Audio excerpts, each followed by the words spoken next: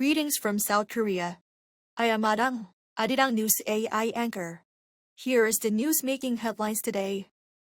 While the 2-week ceasefire with Iran holds, Israeli Prime Minister Benjamin Netanyahu made it clear on Thursday that Lebanon is not part of that deal. He added that he instructed the cabinet to open direct negotiations with Lebanon in order to achieve 2 goals. 1. The disarmament of Hezbollah. 2. A historic, sustainable peace agreement between Israel and Lebanon. The announcement follows the deadliest day of the renewed conflict. The Lebanese Health Ministry reports that Israeli airstrikes on Wednesday killed more than 300 people and wounded over 1,100 others. Addressing concerns that this could derail the U.S.-Iran truce, President Trump told NBC that Netanyahu agreed to exercise restraint ahead of weekend peace talks. Iran's Supreme Leader Mojtaba Khamenei has signaled tighter control over the Strait of Hormuz, raising concerns about new costs and further disruption to global oil flows. Khamenei said Iran would elevate its management of the strait to a new dimension. His remarks have fueled fears that Tehran could impose a transit fee of up to $2 million per vessel. U.S. President Donald Trump said Iran was doing a poor job of handling ships in the Strait of Hormuz, adding that it was not what the two countries had agreed upon. Taking to his Truth Social account, Trump said that there were reports of Iran charging fees to tankers going through the Hormuz Strait, and stated that Iran better not be, and if they are, that they better stop now.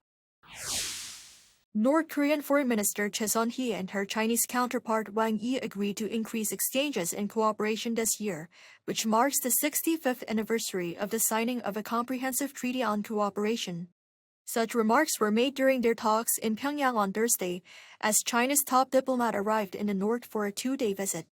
According to the North Korean Central News Agency, Choi said Pyongyang would deepen bilateral ties, which she described as having reached a new and higher level.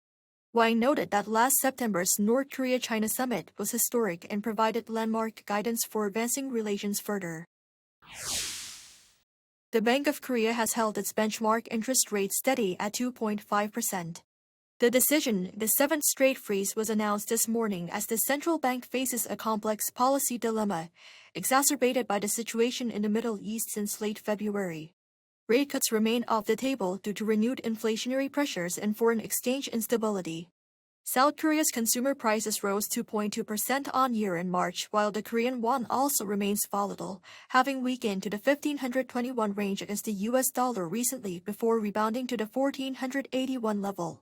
Today's meeting marks Governor Ri Chang-yong's final rate-setting session before his term expires on April 20th. South Korea has signed a deal to export another batch of K9 self-propelled howitzers to Finland. According to the Defense Acquisition Program Administration, a second export contract was signed in Helsinki between the Korea Trade Investment Promotion Agency and Finland's Defense Ministry. Under the agreement, Hanwha Aerospace will supply 112 howitzers, in a deal worth around $630 million.